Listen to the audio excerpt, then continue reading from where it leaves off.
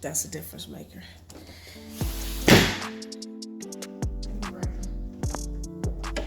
Definitely don't break them, but you gotta be insured anyway, so. Man, that's easy. Sweep, mop, and this is what I like to call an easy $600. 6 hours of work, maybe.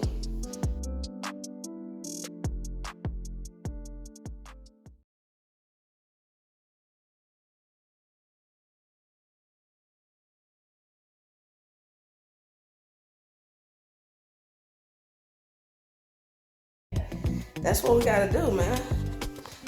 That's one extra level of dominating. You see this? This is part of the job. This is why you do these walkthroughs before you get numbers.